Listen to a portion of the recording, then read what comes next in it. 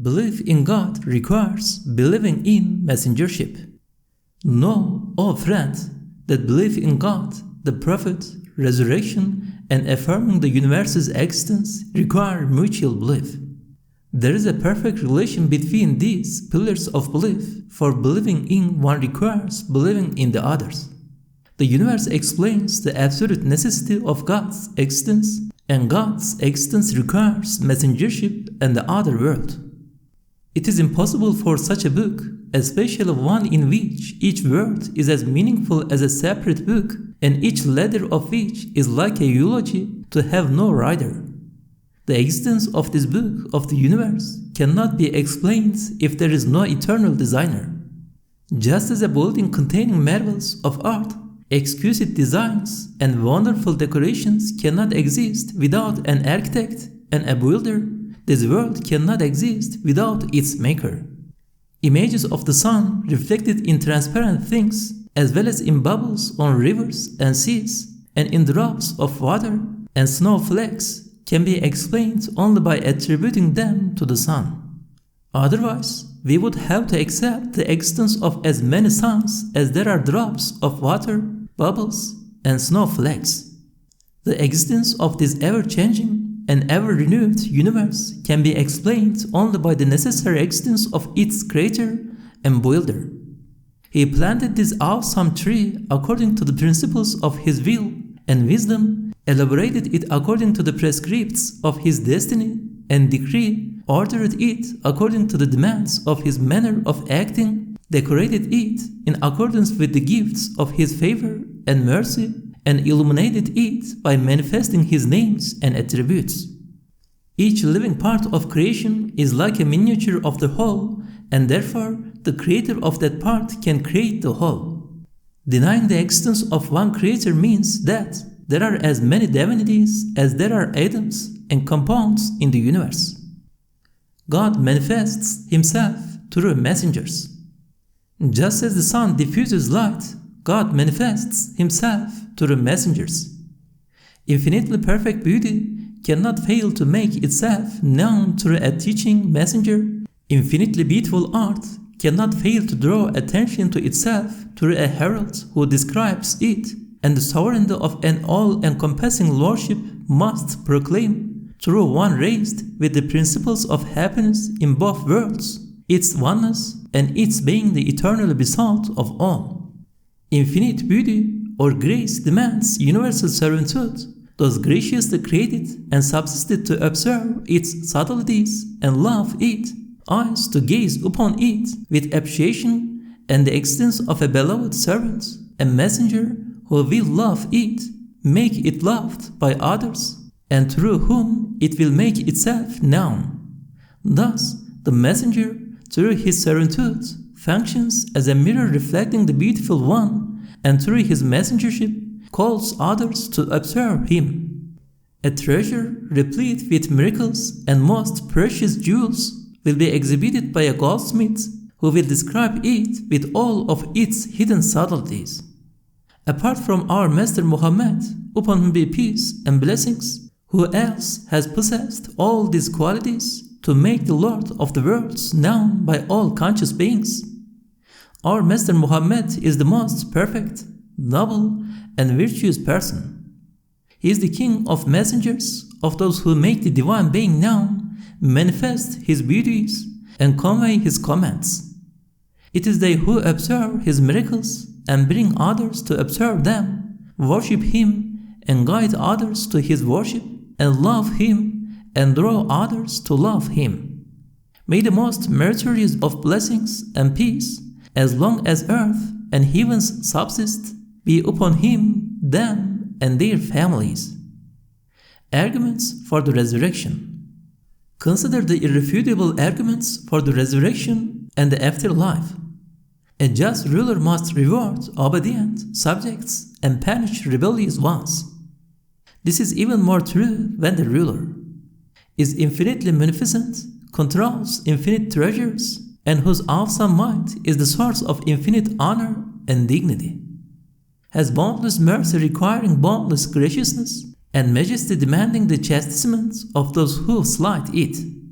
has exalted wisdom, requiring the preservation of his sovereignty by treating kindly those who take refuge in it, and absolute justice, demanding the maintenance of his glory by protecting his subjects' rights, has infinitely vast treasures and absolute generosity, requiring a permanent abode of feasting and the permanent existence of those in need of his treasures, has secret perfections demanding to be manifested to those who fully appreciate them, has peerless beauty and incomparable subtlety of benevolence that require being watched by others in mirrors, which in turn requires the permanent existence of those who will gaze on them with yearning, wonder, and appreciation. Permanent beauty and grace are not content with impermanent lovers, has so much compassion that he helps all in need, answers all who petition him, and fulfills his subjects' needs, no matter how insignificant. Given this, he will gratify his favorite's need, especially if it is the need of all and is easy to meet. Has a small hospice, an ever-changing testing ground, filled and emptied daily with his subjects, despite his sovereignty's infinite splendor. They stay only for a short time in that place, which displays the marvels of the ruler's art and favor and is continually transformed. The implication is that behind this hospice, testing ground, and place of exhibition are permanent palaces, everlasting abodes, and open treasuries filled with the original items. Is infinitely meticulous in his sovereign duties. He records and wants to have recorded everything that occurs in his kingdom. This means that one day he will call his subjects, especially the leading ones, to account. He will manifest fully his mercy, compassion, forgiveness, power, justice, and dignity. Makes repeated promises that he can carry out easily and that have profound significance for his subjects. He cannot break even one, for that would contradict his rules, glory, and dignity. As messengers who agree unanimously that the center of his mighty sovereignty is far from us, and that these worlds transcend mansions, will be exchanged for everlasting palaces in the next world. Such a magnificent, permanent sovereignty cannot be based on what is perishable, changeable, and transitory. Provides in this transitory world samples of many permanent worlds. Thus, these gatherings and separations are not ends in themselves, but are rehearsals to be copied and preserved with their results. Proceedings in that vast place of gathering will be according to the consequences engendered by these rehearsals. Manifests in these decaying mansions, perishable grounds, and transitory places of exhibition the words and traces of his wisdom, favor, justice, and mercy. Anyone with discernment must conclude that one cannot find a more perfect wisdom, a more liberal favor, a more encompassing mercy, and a more glorious justice than his. For his wisdom, favor, mercy, and justice to be manifested, each with its essential or original truth, the center of his sovereignty must contain permanent lofty abodes, everlasting elevated mansions, and inhabitants to reside in them eternally. Otherwise, one would have to deny this wisdom, favor, mercy, and justice. Moreover, the doer of these acts, the owner of these instances of wisdom and munificence, would have to be considered a playful, capricious, and unjust tyrant. This, in turn, would require transforming truths into their opposites, which is inconceivable to those with sound judgment and reasoning, but not to those who, like the sophists, deny the existence of everything, including themselves. Can transfer his subjects from these transitory mansions to the seat of his permanent sovereignty and displays uncountable signs that this temporary ground will be exchanged for a perpetual one. Has created these worlds and will create the next one, the hereafter, where perfectly just reward and punishment required by the sovereignty of his lordship will take place. has a vast munificence that demands a commensurate giving of favor and reward, and an immense might and dignity that require infinite sensitivity and zeal to preserve that dignity. This world cannot fulfill even a minute portion of what such a degree of munificence and dignity requires, has a mercy that encompasses all things. Each mother's compassion, as well as the easy provision of sufficient food to all plants and weak and young animals, are but a single radiation of this mercy. Such mercy requires a commensurate bestowing of favor and benevolence. Consider the ephemerality of those it favors and provides for in this world, which is but a drop from the infinite ocean of that mercy. If that mercy did not manifest itself fully in another world, then favor and beneficence blocked in this world and without hope of becoming unblocked would change into a cause of distress and suffering. Compassion is, in fact, a suffering and love for them a desperate concern. The intellect, which brings to mind past pains and future anxieties, is, in this short life, a torment and passing pleasure, for with no hope of eternity it turns into pain. Denying eternal life means denying this mercy, and is the same as denying the sun that fills the world with its light every day. Has a majesty and glory that require punishing those who disrespect them and destroying those who disparage them. His destruction of earlier rebellious peoples shows that he gives respite but does not neglect them. His actions show that he gives the greatest importance to his commands and prohibitions. Makes himself known and loved through perfect, well-proportioned, and beautiful things such as lovely flowers. He shows his mercy through the attractive fruits therein. For those who deny him their belief, worship, and respect, he has prepared an abode of punishment at the seat of his eternal lordship. From the purposes and benefits he has attached to everything, as well as the order and beauty of art he displays in all creatures, we may conclude that the wisdom behind his acts requires the rewarding of those who obey and seek refuge in him. He places everything in its proper place, gives everything its due, and answers each supplication made by a member of his creation. And so we may deduce that he dispenses an absolute, true justice that requires preserving the glory of his kingdom and lordship and protecting the rights of his subjects in a supreme tribunal.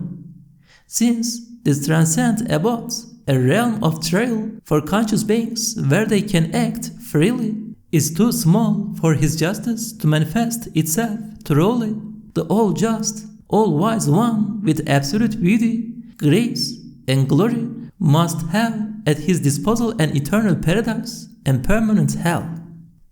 Has infinite munificence and generosity and treasuries of blessings and favor.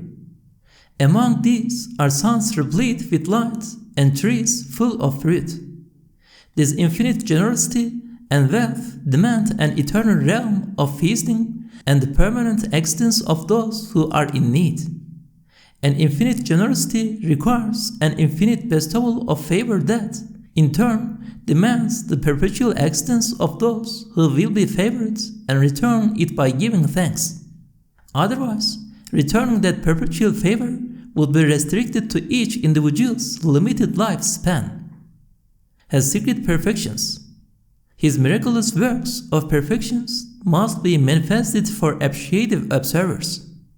Perpetual perfection requires perpetual manifestation and the existence of appreciative observers. Perfection loses its value in the view of observers condemned to eternal extinction. Has a peerless, transcendent beauty. Each name is perfectly beautiful due to this beauty's radiations. How can we grasp such beauty? Earth, one of his solid mirrors of ever-changing scenes displayed annually and seasonally, as well as at every moment, is but a shadow of a few radiations of that beauty, and spring is only one of its flowers. A perfectly beautiful one must desire that his beauty be seen by himself and others. He desires the existence of mirrors to reflect his beauty and of lovers to show part of his admired grace. Eternal grace and beauty require eternal lovers and admirers. Since one feels enmity toward that which cannot be attained or comprehended, the love of an ephemeral lover for an eternal beauty turns into enmity. Therefore, just as this world requires the existence of a maker, the maker demands the existence of an eternal realm. Further reflections.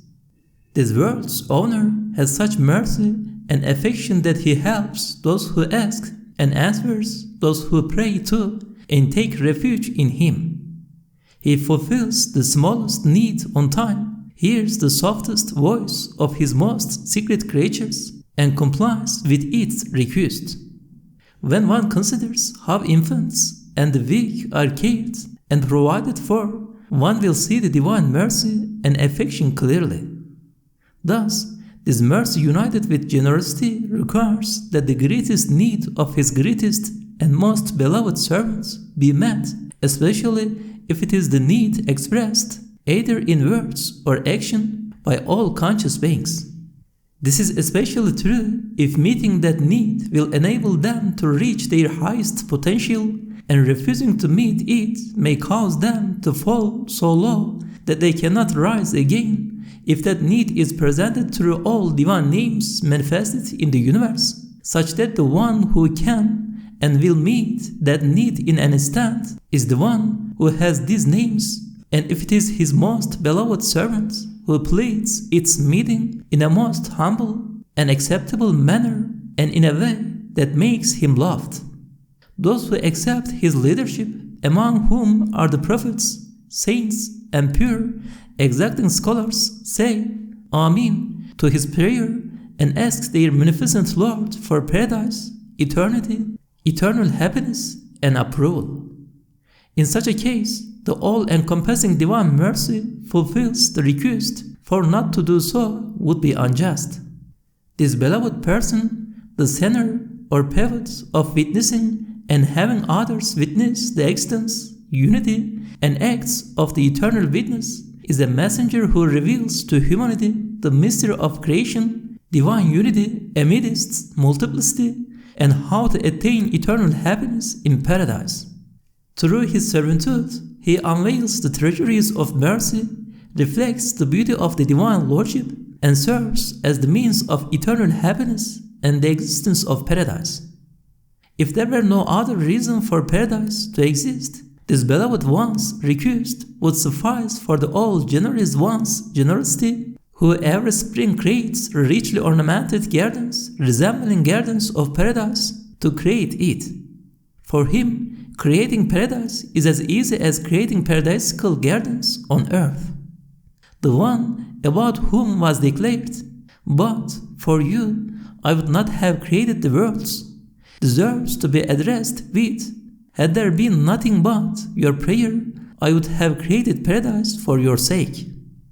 O God, bestow blessings and peace on that beloved one, the Lord of the two worlds, the pride of creation, the life of the two realms, the means of happiness in both worlds, who has the principles of a happy life in both worlds, the messenger to both humanity and jinn, and on his family, companions, and fellow messengers and prophets. Amen. There must be permanent castles, everlasting mansions, and open treasuries filled with the originals of the samples seen here, where the eternal sovereignty's full magnificence is shown.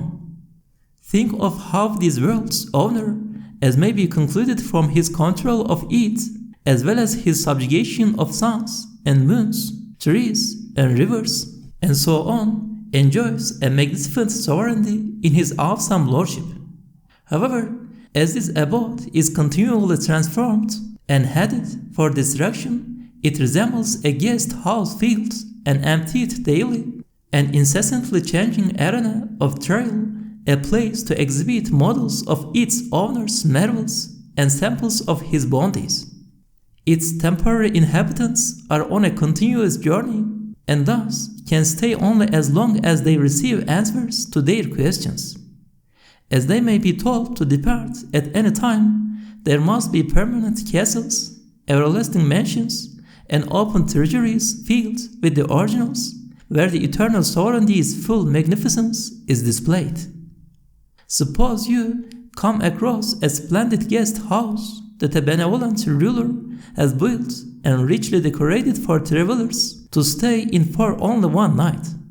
You see that most of the decorations are samples that visitors can test only the food offered, that everything happening inside is recorded, and that the decorations are changed daily. You will conclude that its owner has limitless wealth and infinite generosity, and that it was built for a fixed period to arouse a yearning for the boundless and inexhaustible banquets prepared for all travelers in his permanent mansions. A true human being understands that this world was not created for its own sake and is not an end in itself, but rather a realm filled through birth and emptied through death. The munificent Lord invites its inhabitants to the realm of happiness. Its decorations provide only temporary pleasure and are replaced by pain upon their disappearance to sharpen one's appetite for the originals. They cannot satisfy this appetite because both they and those enjoying them exist only for a short time. They are offered so that the travelers will reflect, give thanks, and yearn for the eternal originals. These decorations are only samples of the bounties stored by the All-Merciful for believers in gardens of paradise. These transcendent things were not created for eternal extinction, but have been assembled here to be copied with their forms, meanings, and consequences of their existence. Everlasting scenes will be woven from them for the people of eternity, or the one who subjects them to incessant transformations will make from them whatever he wills in the eternal world. Memories of conscious beings and the seeds of plants point to the resurrection and the afterlife. Here is another proof that they are for eternal existence and not for eternal extinction, that their apparent decay or extinction means the end of their tasks here or their discharge from their worldly duties. Consider a flower, a word of divine power that looks at us for a very short time and then goes away. Think of it as a spoken word that, by God's permission, goes to thousands of years and whose meanings are understood by numerous intellects. When the flower dies, it entrusts itself to the memories of those who have seen it and its forms and meanings to its seeds. Thus, the memory of those who saw it and each seed becomes like a record preserving the decorations of its forms and a place for its permanence. You can compare with that flower other living beings that have a higher degree of life up to beings with eternal spirit. The owner of this world is the all-preserving. People have not been left to do whatever they want. Rather, their words and acts are recorded and their consequences are preserved for a final reckoning. The Maker's autumnal distraction of spring's beautiful things means their discharge from their duties and makes room for new things to fulfill their duties. It is also a warning for the heedless that the Maker of this world is the all-knowing and eternal, who drives and urges his servants to him and who has prepared for them things beyond their imagination. Reflect on the reality that the owner of this world is the all-preserving. He misses nothing and records and preserves everything in a manifest book. The balance, order, harmony, and measure seen in the world are but a few lines of this book. Those who complete their life and therefore their duties and depart from the visible, material world carry their entire life on preserved tablets and their deeds preserved in their results. The Creator keeps them in various mirrors in the visible and unseen worlds. It is as if many things have been charged with recording whatever we do, how we behave toward the living and non-living entities with which we have some relation. Look at our memories, the fruits of trees and the seeds of fruits and flowers, so that you may understand the comprehensiveness of the law of recording and preserving. The owner of these creatures is infinitely careful about his acts of sovereignty and records whatever happens in his kingdom. Everything is so perfectly ordered and measured in his lordship that he records or has recorded the most insignificant events and his servants' least service. Such recording and preserving require an eventual reckoning. This is especially true for the comprehensive acts done by humanity, the noblest and most honorable of creatures, who witnesses all acts of divine lordship, heralds divine unity in the realm of multiplicity, and observes the glorification of creatures. Due to this and innumerable other virtues, we have been honored with the divine trust, the human self distinguished with free will, knowledge, speech, and the divine religion, and God's vicegerency on earth. The honor and distinction conferred on human beings require their deeds to be recorded and preserved. This honor and distinction does not exempt us from being called to account. Does humanity think that it will be left to roam at will, that it will be left uncontrolled? Each person will be called to account for even the smallest act in the place of supreme gathering and the eternal world. Destroying the world, raising the dead, and assembling them for judgment in the place of gathering are as easy for the divine power as creating spring and autumn. All past happenings, which are miracles of his power, testify that he can do whatever he wills and promises to do in the future. This world's owner and ruler has promised repeatedly to create something of infinite importance for his creatures and servants. Breaking a promise would contradict his power's dignity and glory and his lordship's mercy, for such an act comes from ignorance, inability, or impotence, all of which cannot exist in one with absolute knowledge and power. Boiling the other world through many revelations and with all of its gardens is as easy for him as creating spring with all of its gardens and transformations. His promise has been agreed upon and affirmed by all prophets and the consensus of all prophets, exacting scholars. Hear the strength of his promise. God, there is no God but He. He will gather you to the resurrection day, about which there is no doubt. Who is the truer in tidings than God? But those who do not confirm the word of Him whose truthfulness is confirmed by all creatures and is affirmed by the universe through its articulate signs must be relying on illusions, lying, and Satan's deceiving words and falsehoods. We seek refuge in God from being left without a true helper and from the evils of the carnal soul and Satan.